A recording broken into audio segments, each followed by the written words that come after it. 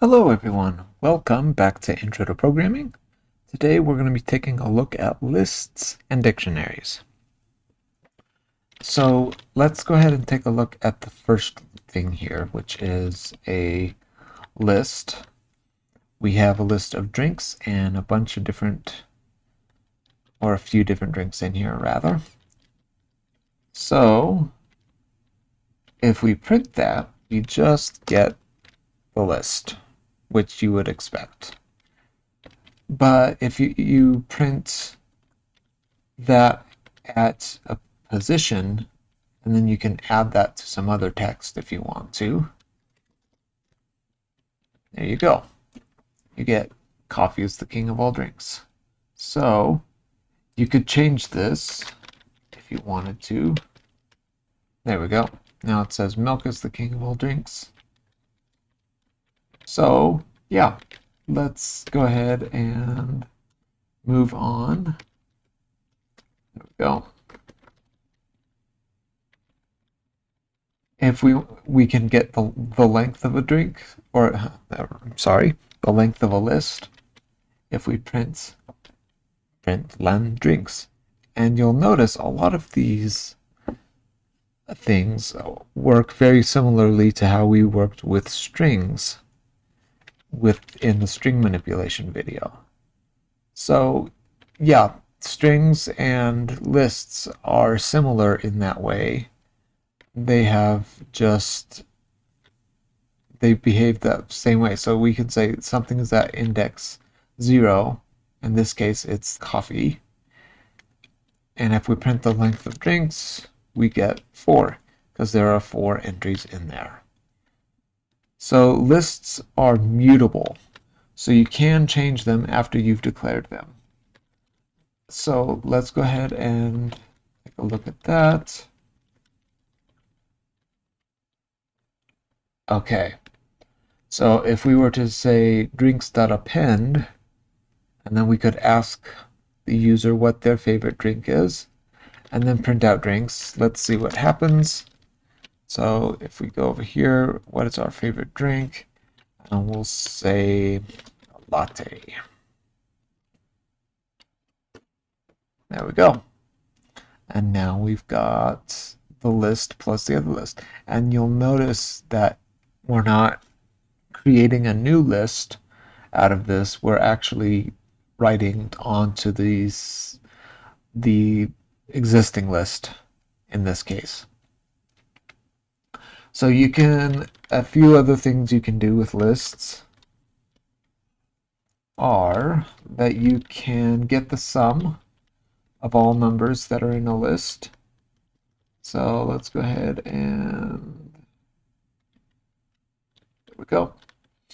So we want, actually, let's go ahead and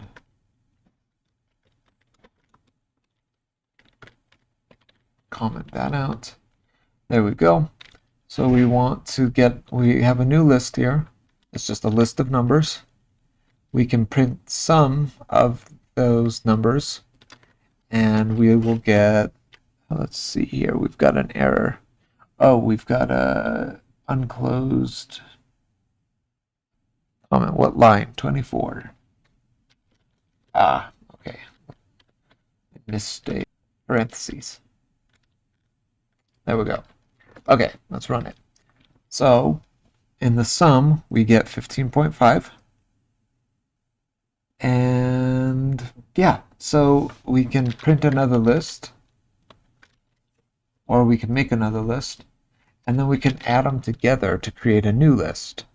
So let's go ahead and do that, and we did that already. So we get the old list through 1 through 5.5, and then 6 through 10, we get, we add to the end of that. So we have a new list that has both of those lists added together. So what you can do is, yeah, you can go ahead and add those together. Okay, let's go ahead and take a look at dictionaries.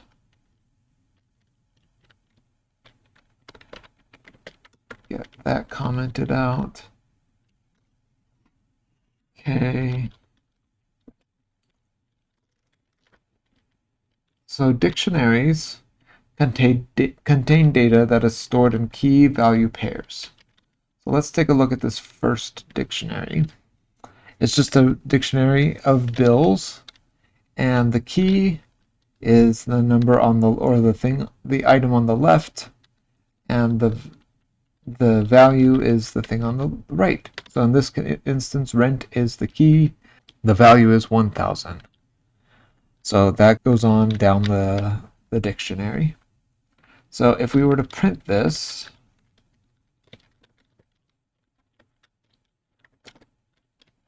let's see here. There we go. Here, I'm going to clear my console to make it easier to see. Okay, then we just get the dictionary once we print it, which is pretty standard. It's what we would expect. Dictionaries behave differently, though, to lists. You can't just index them by number. You have to know what the value or the key is in order to get the value. So in this instance, we're going to print bills and then rent, and we should get 1,000, and we do, right there.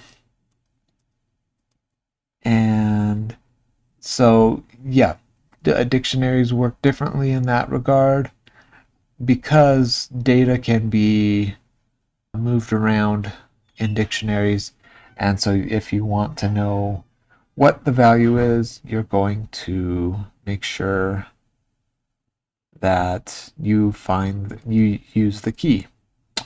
So you can add a new key value pair.